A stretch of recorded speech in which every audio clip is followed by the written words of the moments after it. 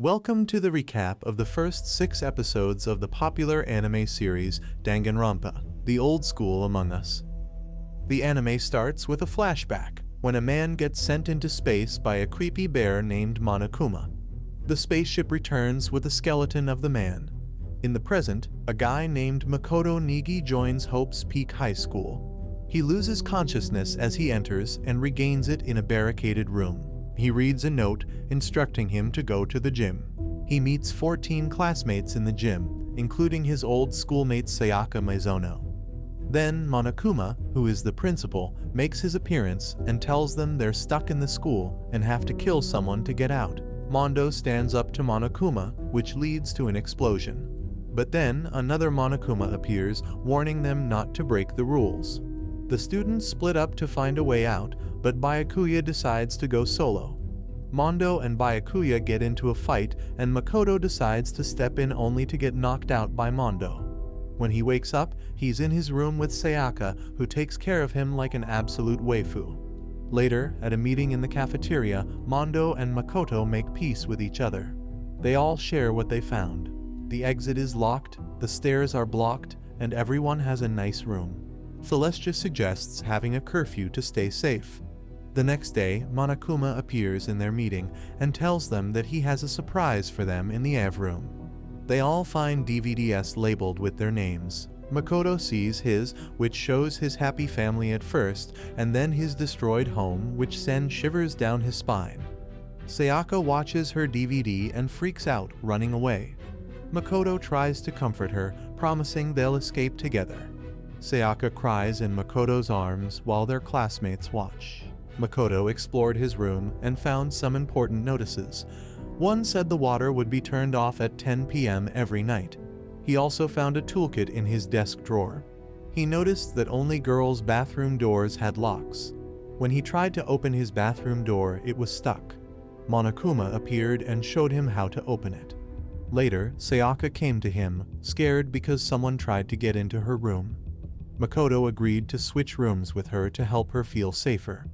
The next morning, Sayaka didn't show up for breakfast, worrying Makoto. He rushed back to his room and found it in a mess. He went to the bathroom and discovered Sayaka's body with a knife in her stomach. Makoto screamed and passed out. When he woke up, Sakura had carried him to the gym, where all the students were gathered.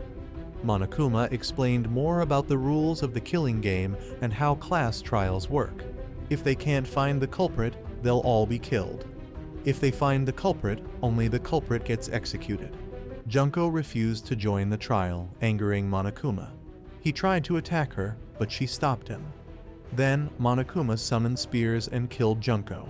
The students were shocked, but realized they had to investigate Sayaka's death or face the same fate. They found out from their e-handbooks that Sayaka died in Makoto's room, making him the main suspect. Makoto and Kyoko found the knife that killed Sayaka and noticed her wrist was broken.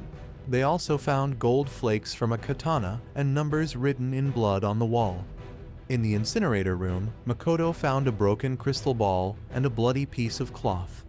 Kyoko realized that the nameplates on Makoto and Sayaka's rooms were switched. Finally, Makoto found Sayaka's motive DVD in the trash. He watched it and saw Sayaka's bandmates apparently dead. After Monokuma's announcement, the students headed to the class trial room to find out the truth. After being called to the class trial room by Monokuma, the students went down to the courtroom. The class trial started with the students trying to figure out what happened. They talked about the knife found in Sayaka's stomach. Aoi and Sakura remembered seeing Sayaka taking the kitchen knife from kitchen the night before. Tauko accused Sakura and Aoi of helping, but Monokuma said only the killer would get to leave, so there was no reason for them to team up. Makoto suggested Sayaka took the knife for protection, as she was scared the night before. Byakuya thought the killer took the knife from Sayaka and used it on her. Kyoko pointed out that the bathroom door was broken, something Makoto wouldn't have done as he knew how to open the door. Mondo argued the killer might have thought it was locked, but Makoto said only the girls' bathrooms had locks. Celestia questioned why the killer thought it was locked, but Kyoko revealed the room nameplates were switched, making the killer think it was Sayaka's room. The students discussed how the killer got into the room. They concluded Sayaka must have let them in. Makoto didn't believe it, as Sayaka promised not to open the door to anyone. Kyoko found a letter in Makoto's room from Sayaka, inviting someone over. Byakuya suggested Sayaka framed Makoto for murder, but Makoto didn't think she would do that. Kyoko brought up the dying message left behind by Sayaka, 11,037. Makoto realized it was Leon flipped upside down. Leon denied being the killer, but Kyoko showed evidence against him: a bloody shirt and a broken crystal ball near the incinerator. Yasuhiro mentioned his missing crystal ball. Makoto explained how the killer used Hiro's crystal ball to open the incinerator gate and dispose of evidence.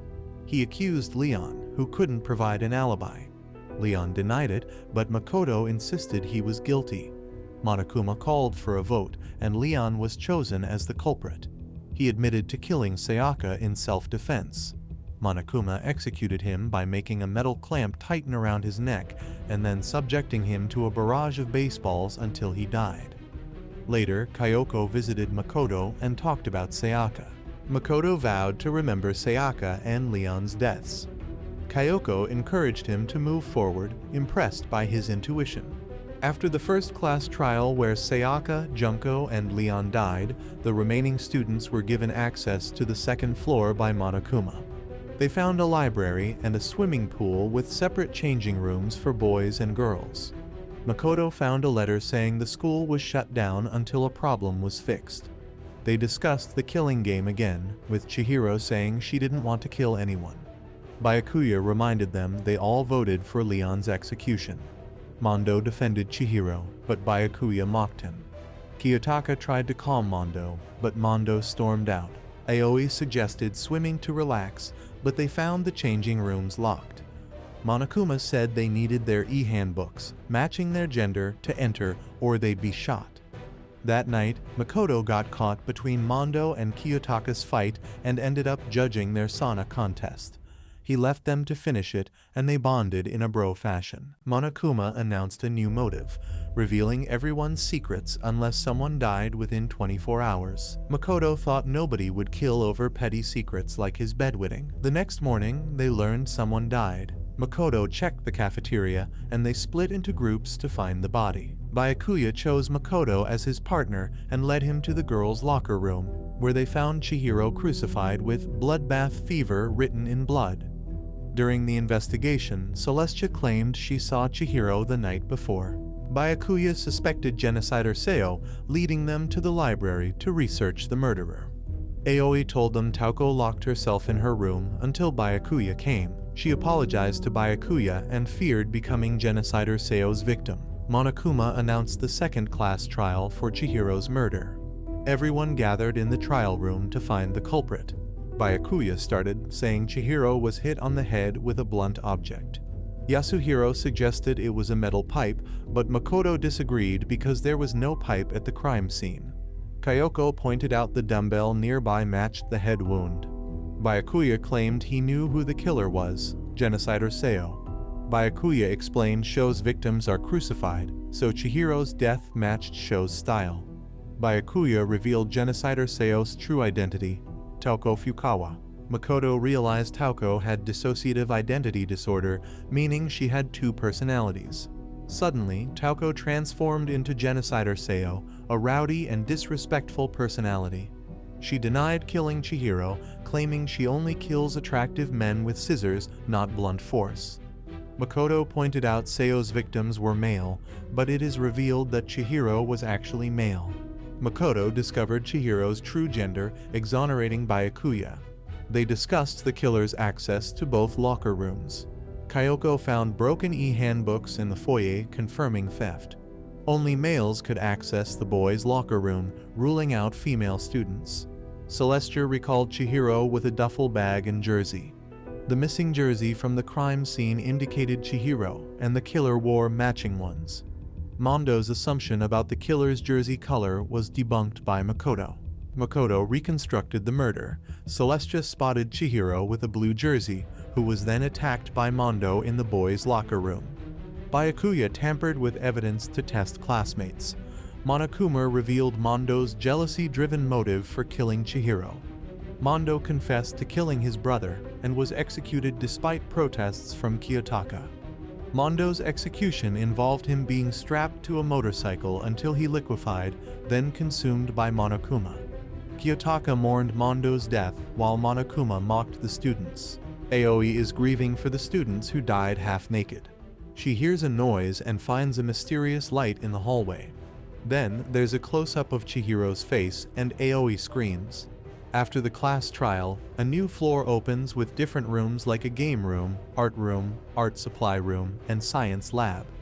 Monokuma gathers the students in the gym and reveals a new motive: a reward of 10 billion yen for killing someone and getting away with it. The students doubt anyone would kill for money. Aoi confides in Sakura, saying she saw Chihiro's ghost. Later, all the students gather in the public baths and find a laptop repaired by Chihiro. The laptop has an AI called Alter Ego, which is trying to crack some files. Alter Ego appears as Mondo Owada in front of Kiyotaka to comfort him, believing Mondo's soul is within him. Kyoko tells Alter Ego to keep working, and it shows them a picture of Leon, Chihiro, and Mondo together. The group is confused, wondering if Monokuma is playing tricks. The next day, Makoto hears screaming from the bathhouse. He finds Hifumi begging for help, claiming to have a connection with Alter Ego after visiting it last night. Kiyotaka intervenes, starting a minor fight until Kyoko breaks it up. Kyoko bans everyone from seeing Alter Ego, and they reluctantly agree. The following day, Kyoko gathers everyone at the public baths to reveal that Alter Ego has gone missing. Kiyotaka and Hifumi blame each other. The next morning, Kiyotaka and Hifumi are found dead, and Celestia is attacked by someone dressed as Robo-Justice. The bodies disappear and are found again in an art cupboard. Hifumi is on the brink of death, mentioning Yasuhiro before passing away in Aoi's arms. Monokuma announces a class trial, and everyone is devastated by the loss of 2 more students. This was it for this recap. Please like and subscribe to watch the next part.